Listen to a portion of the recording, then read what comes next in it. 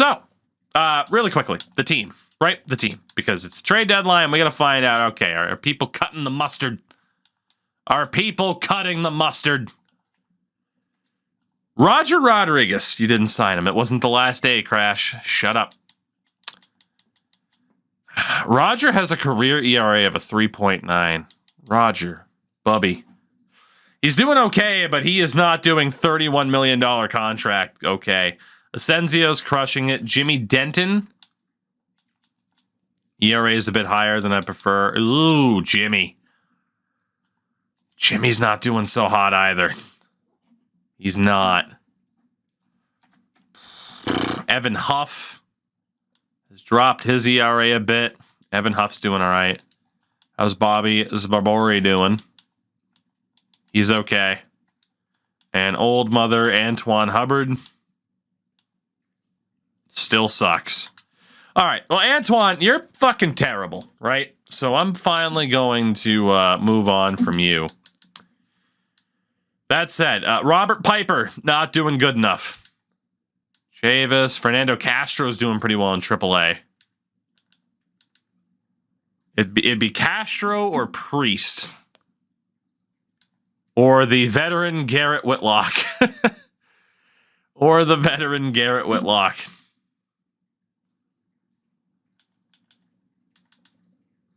Honestly? Hubbard, you're going down to AAA. Garrett Whitlock, welcome back to Boston. It's been a long time. I don't know why I went up like you would have jumped. It's been a long time, buddy. 2029. But welcome back. You're going to be our long reliever for the rest of the year. Oh my God. Ruben Lane has a 6 ERA in AA. Is there anybody who deserves a call up? Maybe Lopez? I wouldn't say there's anyone in AAA who's been that abysmal, though. 4 relievers. Andreas Lorenz. 421 FIP's not amazing. John Sable.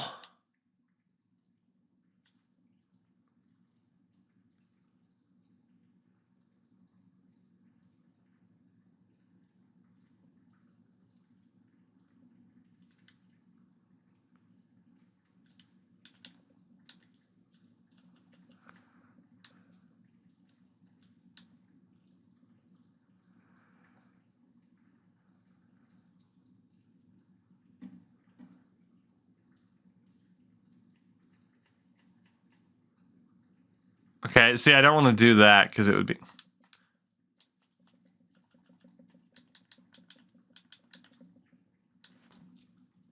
Bye, John. Bye, John. I won't even rob the AI of a prospect to take him. Just go away. Go. Your time here is done. Go away. Dougie Brown.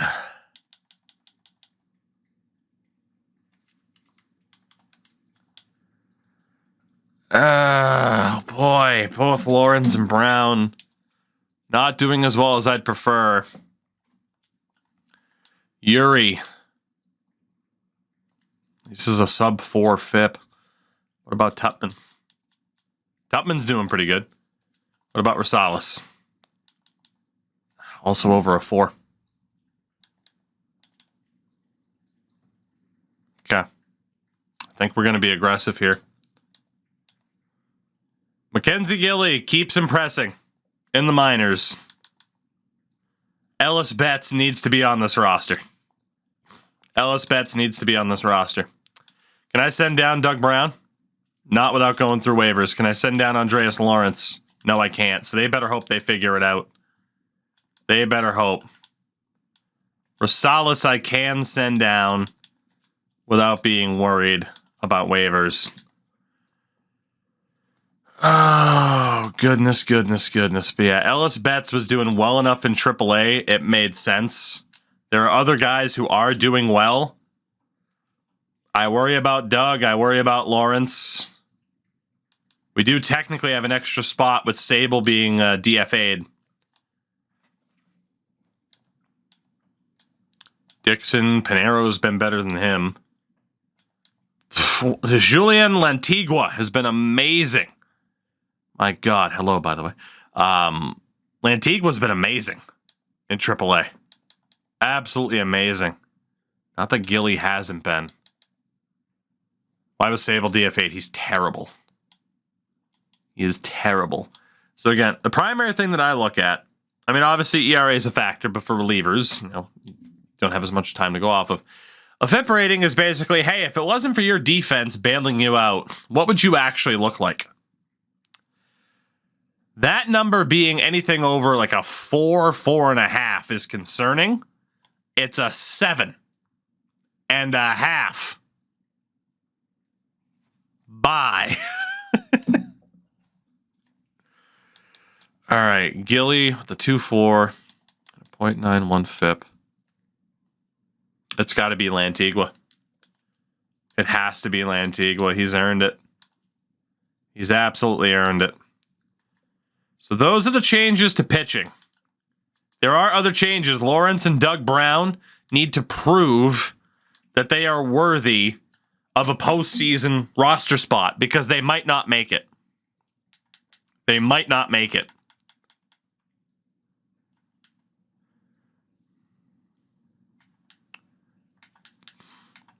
Honestly, because of that, Matt Dixon needs to be added to the 40-man as well. Just in case. And then AAA-wise, Mackenzie Gilly's already on the 40-man, so that's fine. So we have our depth options set in order. Michael Mortero, as our Major League catcher as a rookie, he's the guy. It's his spot. So we could move on from Eric Blank or Stephen Kim. At the same time, we could just hold him. We could just hold him in case something goes wrong with Mortero, and in that way, one of them gets called up for the playoffs. So I don't think we need to worry about, like, oh, their trade value. Like, fuck it. We need depth right now in case we win. I'm not really worried about maximizing on trade value at this point. Johnny McMahon is declining at the plate. 647 OPS. Johnny. That is not the time. Bill Patel has an 867.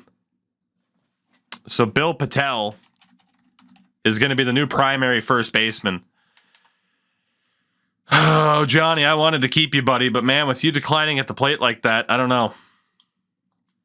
Problem is, Webster's not exactly cleaning up in Double-A. He's been fine. We're just going to make Patel the starter. William Quo's up to a 92. He's been fantastic. And Abraham Baez, say hello to your new probably permanent DH. Now with Patel moving over to first. David Chen's only had 4 at-bats all season long. We know we're not going to move out Martinez. We know Meyer did all right. Honestly, Torrero is the only guy at DH that might make more sense than the other guy. Okay, so just to set this up before we worry about the drafts, gonna have Whitlock as the long reliever. Let's move Betts down. We'll still have, honestly, I mean, Lawrence doesn't really deserve to be the closer anymore. He really doesn't. I mean, De Los Santos had that 3.78.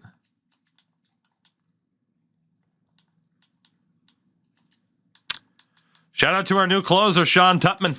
He's earned it. He's earned it. You could argue to leave him out and,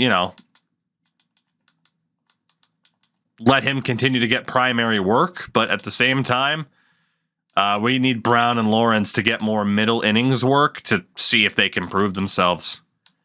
But coming out of this, Asensio, no doubt, is still the ace. Try trading for Aaron Judge. He is 42 years old at this point. Jimmy Denton's been so bad, but I can't send him down. 382. Jimmy, you're going to be the 5th guy in the rotation now. And if you can't cut it, Garrett Whitlock comes back in. Lineup-wise. Johnny McMahon is out at first base. Baez will be in at DH. Is there an ace on the trade block? I'd like to think we have the pitching staff to get it done. I'd like to think. Of course, I can't guarantee that, but hey.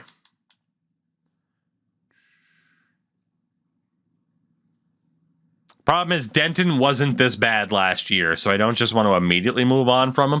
Some of those relievers have been bad for a bit. All right, so let's see really quickly. Honestly, I'm going to go off of average as opposed to anything else really quickly. Even over OPS, like let's just go off of average to do what we got to do. In fact, Mortero's hitting 302 is awesome. All right, so Levitt Martinez Baez. McDonald, Mortero, Meyer. Shout out to Marcelo Meyer doing that well this season. Quo, Patel, Simmons. Perfect. Still a hell of a lineup. Quo was third in homers. I mean, he was in the home run derby, so I think our team's okay. I mean, again, the worst case scenario, you know, just to double check, getting Castro on the 40-man would be good. We can take Sam Henches off of there now. He's in pretty sharp decline. Yeah, we'll get Fernando Castro on the 40-man in case we decide to go with him for the playoffs. Same with Jason Priest. We can get Acevedo off of the 40-man too. Yeah, we'll add a couple of these guys just so that we know, like, we have call-up options ready if need be come playoff time. We're looking all right. We're looking all right. So, through deadline day, nothing we have to do, and it's our final day to sign draft picks, including Timmy Zickafoose, who I will give all the remaining budget to, and he still said no. What a dick. So we did not get the Zickafoose. But who did we get? That is the question, chat, and it is time, as always, to find out who it's going to be. And this is our first man. Did our scouts get it right that this kid's amazing? Our scouts got it wrong. First time in a while that our scouts have missed, especially in the first round. I think it's the first time this scouting department has ever missed in the first round. Freddie McClendon is just kind of mid. 20 hits per 9. Jesus Christ. 19 years old, 51 overall, C potential. Our scouts finally missed one. He is very ungood as opposed to being top 10 worthy. Still not as bad. He's about as bad as Duff, let's be honest. Granted, it did say Duff was going to be number 1. Freddie Nunez, not so hot either. Well, Fidel, so much for having confidence in that scouting system, in terms of the way that we chose to go about things. Nunez, 21C and a 56. That's rough. Gary Orozco, he's all right. 18B and a 58 overall for the third baseman. Orozco's okay. Matt Rosario, also not that bad as a starter. 18B and a 53. He's better than who we got 25th overall. Lawrence Kobayashi, good potential, but a 49 overall at 22 years old. Carlos Acevedo, B potential at 21, but a 51 overall. So all in all, not terrible. I mean, C's and B's across the board, but yeah, not great. McClendon was 1 point away, as was Nunez, from being a B. So it's okay. It's okay. I mean, you look at it from that screen, it's like, oh shit, that's not that bad. But to quickly look elsewhere, the Yankees, very good player with Carmen Lopez. I don't really care too much about C potential guys. Tampa, Valdez is solid. Bobby Thomason is very, very good.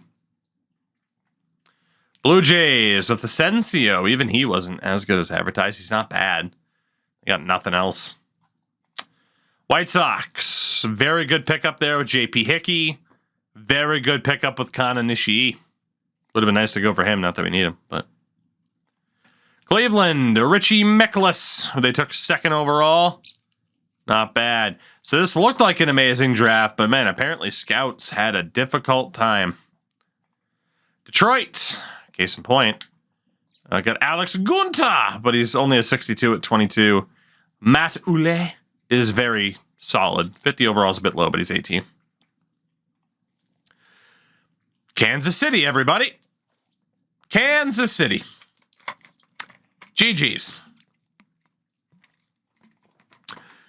Minnesota. Boy, Minnesota. You got Colt Logan. The Ule. Hey. There's the Hualet. There's the Ule. There's the Ulete.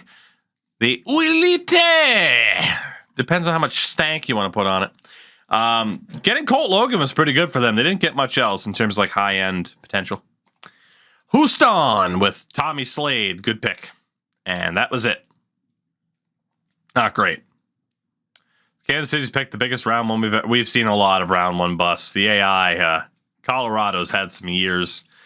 The Angels with Alberto Jimenez and his mustache. Pretty damn good. Julio Peralta's not that bad either. Not bad. Oakland finally got one. Oakland did it. Julio Castro might be the best player in the draft at a high B, but Julio Castro, they finally got one, and to get Ahmad Brewer right behind him, not that bad. Oh my God. What a fucking draft for Oakland. Vladimir Villa, 51-18, A potential. They finally did it, everybody. Oakland. They finally have a great draft. Seattle with Julian Ortiz. Oof. They did get Pedro Calderon, who was fine. And Robert Fitzgerald, who is a very low overall. Shout out to Elton Crum. Great name. Texas with Joel Guerrero. Very solid. Andreas Vizcaino. Very solid. And Rex Ramos, who was okay. 45-20 is a bit rough. Good potential, though. Atlanta blew it in terms of B potential or higher. Some of those guys might have good overalls. I don't care. Miami, Clyde Cox, solid pick. And right at the end, Harold Weeks, decent. I mean, for how late that was, good potential. The Mets took Heath Castle, not bad. Not bad, and also got Gilberto Rios, who is solid. Castle's overall, a little bit low for a 21 overall, but he'll make the majors, or at least get close to it. Philadelphia, David, don't call me Jonathan Byers, or Will. 73 overall at 18 years old, A potential. Congrats to the Phillies for getting arguably the best player in the draft, David Byers. And then they got Justin Estrada, that is. Low overall for him. But yeah, shout out to David Byers. Looks like the best guy in the draft. Washington with Victor Del Villar, who is not great. Wow, Washington. Washington. Jesus. Chicago with Joaquin Tejada. Very good. And that's all they got. Cincinnati, Pablo Montano. Very solid. Not the best player in the draft, though, and they didn't get much else. Milwaukee, Steven Daniels. Pretty low overall. And Steven Valenzuela. Pretty low overall, but not bad. Pittsburgh. Oof. Well, they got Kevin Tripp. About it. St. Louis, Alberto. He's okay. Oh, Maurice Brister. Ah, overall's a bit low for a 23-year-old, though. Damn. Arizona with Lonnie Perez. Very good. Very, very good. Oh, my God, Arizona. They also get Freddie Travis and Benito Vizcaino, whose overall is a bit low for his age, but hell of a draft there for Arizona. What a weird draft this was. Colorado, typical. Best player, Zach Baroa, who's actually not that bad. That was a pretty typical Colorado draft, wasn't it? LA, Pablo Molina, solid. Glenn Frank, overall is a bit low for his age. San Diego, until the end, where they take Eric Ullman. Good potential, low overall, though, for his age. And Dustin Conroy, same thing. Long shots to make it, but hey, it's better than who they took early. Goddamn. San Fran, Alberto Guerrero, very good pick. Oh my God, San Fran. I mean, even Brad Geiger's pretty good for his, for a C potential. William McBride, super low overall. Edmund Plaza, super low overall, but he's younger. And then Vladimir Samuels, super low overall for a 23-year-old. Brings us to Baltimore with Sean Salgado. He's okay. Lower overall. Chris Catt. Woo. Say hello to the second best player in the draft, Chris Catt. Damn. Damn Baltimore. Okay. And they also got Oliver Vega. Very good for a later pick. So, all in all,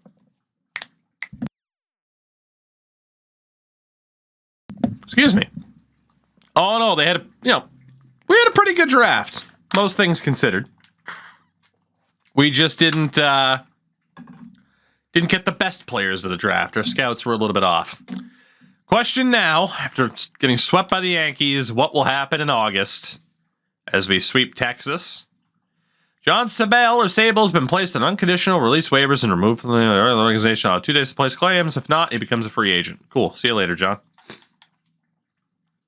And I'm going to guess he became a free agent as we beat Minnesota 2-1. 3 games against Atlanta, we win 2-1. Washington wins that series. Baltimore, we win that series. All right, let's get to the beginning of September and look at the outlook here. 3 games against Philly, we win the series. 3 games against New York, we get swept again. Fuck. And 4 games against Cleveland, we swept them. So 80-54 at the start of September, 2.5 games up on the Blue Jays in what is a division that features all 5 teams over 500, which again, we are all in the top 7 in terms of listed rank. Jesus. Charlie Welsh ended up hurt.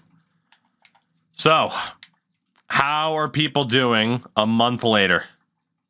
How are people doing a month later is the question. Bob Asensio, still looking great. Evan Huff, still struggling a bit. Rogers looking okay. Sabori's looking okay. Denton and Huff just aren't cutting it. They're not. How's Whitlock done?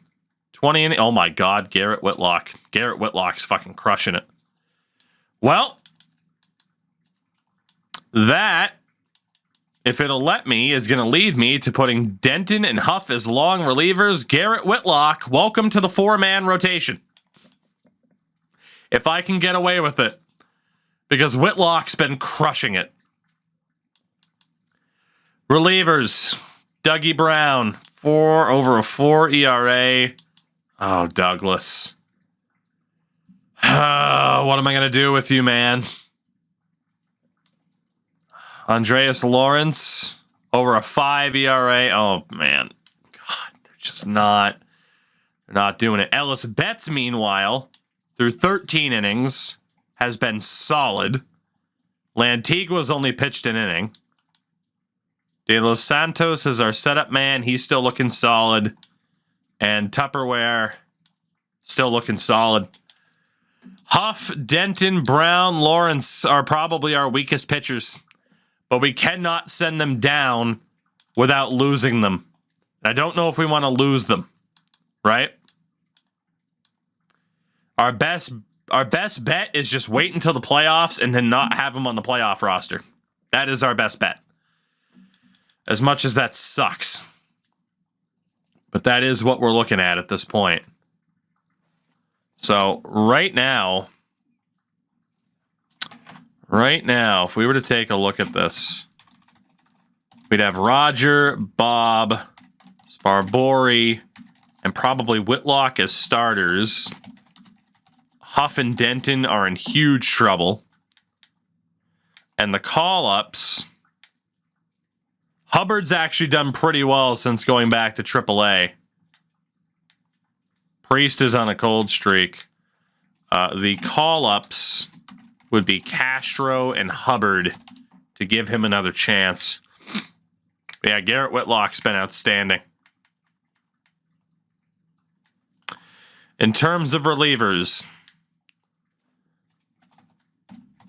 we already moved Rosales. He's not even killing it in AAA. Mackenzie Gilly has been awesome. So he's on that short list to get called up.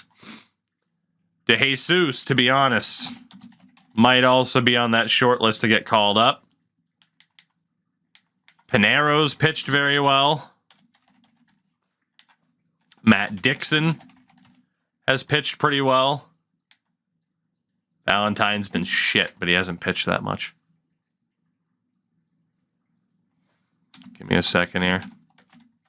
I gotta compare some numbers just to see, because we will eventually lose the ability to see those AAA stats. I want to know where they are at the start of September for who we'd call up. So Gilly, it was at a 219. Again, we can't see anything like FIP or anything for AAA. And then DeJesus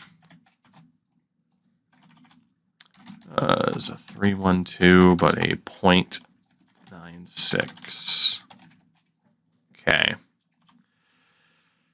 So, ERA is on the side of Dixon and Pinero. Whip, though, is on the side of the other guys. We'll make a decision later. At least I have those options. But yeah, right now, Lorenz and Brown are in big trouble in terms of not being on this playoff roster. And in Major League-wise, honestly, Blank will probably get the call-up in the playoffs to be the backup catcher. McMahon and Patel. Again, McMahon has struggled, but Webster nor McDougal are crushing it. So, second base, still Cuomo. Baez is up to a 325 average. Him being switched over to DH is an amazing deal for us. Laird's doing pretty well in triple, but we could still trust Chen. Okay, I don't think we really have anything to worry about. Okay, we're looking all right. We're looking all right. So we just have to get through this month. We will have September call-ups to worry about here, though. We do have to call up 2 people.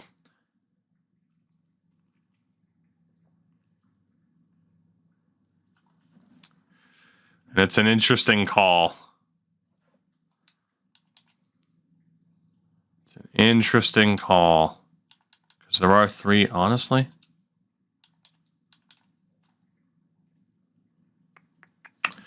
What if we call up both starters that we're looking at?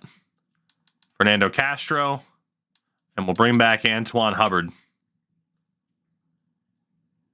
A AAA team is going to need some extra pitching after that, so let's just do that. So our rotation...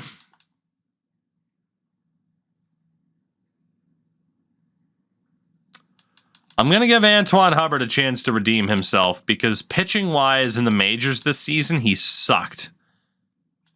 But we are going to go for him. Castro, Denton, and Huff as long relievers.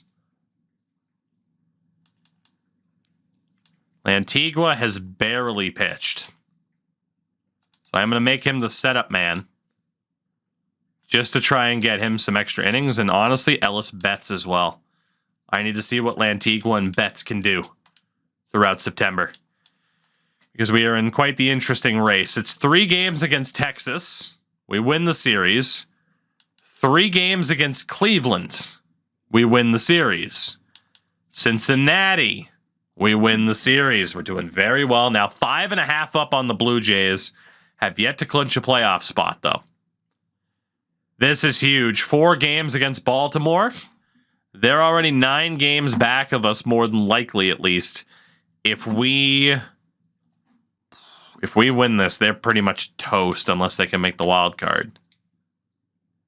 We split it. Not bad. 5.5 up on both the Yankees and the Blue Jays. 3 games again. Oh my God, we have 6 games coming up against Tampa. 3 games against Milwaukee. We win the series. We are 11 games up on the Rays, who, of course, have made it to 2 straight World Series, winning 1 of them. They're only 8 games above 500. 4.5 games up on the Yankees. Here we go. 3 games against Tampa. They win the series. Tampa continues to be our Achilles heel. 4.5 up on New York. However, we are guaranteed to go back to the playoffs, so that streak continues. It's just a matter of whether or not we can win this division. 3 games against San Francisco. We win the series. The Woo Sox miss the playoffs. The Sea Dogs, though, do make the playoffs. 93 and 63, 5.5 up on New York. 3 games against Tampa. We lose 2 out of 3. 6 games up on the Yankees, though. The division is ours, and the best record in the American League for the 2nd year in a row belongs to the Boston Red Sox, as we are playoff bound yet again with just 97 wins. So congrats to those that bet the under at the beginning of the season. You won it by 3. Technically 4. And we are back in the postseason as a number 1 seed for the 2nd year in a row. And this time, we cannot run into Tampa. Thank God. Thank God. We win the division by 7 games. And again, for the 3rd year in a row, 3 wild card spots, all from the AL East. But Tampa's not one of them. Tampa won 86 games and still missed the playoffs. Whereas the Tigers missed out by 1 game. Astros also make it. Shout out to Oakland, finally looking better. Damn. So it will be the Yankees and Blue Jays. Winner plays the Red Sox. Houston plays Baltimore. Winner plays the Chicago White Sox. What a turnaround for them. The Cubs will play the Cards. The Nationals will play the Diamondbacks, with Milwaukee and San Francisco awaiting. Let's get a nice little recap of the season, shall we? As clearly we have an award winner. Eddie Pinheiro is hurt. We'll see how that affects us. So, statistically, let's start off with the starters. At least that are listed here. It might have automatically sent some people down. But Bob Asensio had another phenomenal win-loss record. Absolutely tremendous. Led the team in ERA. The only sub-3. Denton and Rodriguez were at least below a 4.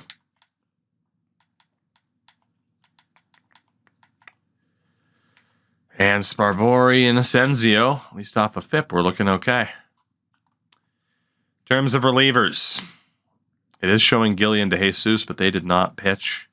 Rosales was sent down. Yeah, it fucked up the roster. We'll look at that in a minute, because we are going to have to look at stats to decide who the starters are. Award winners. Award winners. Let's go to this screen for a second, because I don't want to see who won anything. Okay, are we ready? Are we ready? I went to World Series MVP. Okay, so let's see. Award winners. God, the 2nd year in a row we have the runner-up for the MVP. Last year it was Bob Asensio. This year, Billy Kay. William Quo finishes 2nd for AL MVP voting behind Ronald Andino, and I can't even disagree. Higher average, 1 more home run, 2 fewer RBIs. What a battle. Oh my God, and Andino's just 22. So is Quo, for that matter. So get ready for that battle for years to come. NL MVP Chicago's Spencer Torkelson. 40 home runs for him this year. 2nd time in 3 years. Let's see. National League Cy Young goes to Milwaukee's Edgar Sanchez. I mean, Jesus, they just finished the Burns-Woodruff era. Now they have Sanchez and Bourbon. Bob Asensio, 2 years in a row, the AL Cy Young winner. I can't believe, again, we got him for Devers, and how did he end up being better? Shout out to Danger Doe. Solid name. How did he end up being better than Roger? I have no idea. Let's see. Batting title in the NL goes to San Diego's Tim Edney. In the AL, Ron Marcus of the White Sox. The White Sox, man, they are sneaky good. They got a young team that have turned the corner. Reliever of the year in the National League, Juan Lucero. They gave it to him off of ERA. In the AL, it's New York's Kevin McMullen. Tough to disagree with, although 80 strikeouts for Fink. Jesus. Rookie of the year in the American League, Cleveland's Monty McWilliams. Michael Mortero finished 3rd with a .302 average. Damn. And in the NL, Darrell Harrell. I refuse to pronounce it. It's Darrell Harrell or Darrell Harrell. I don't care what you choose. But he is the National League Rookie of the Year for the Cubs at 31 years old. What a man. Again, his Rookie of the Year award should work. Beautiful. Beautiful. Beautiful. Beautiful. So with that, we are going to have to take a look at, you know, certain stats and everything, and we'll get that ready because we're back in the playoffs, baby.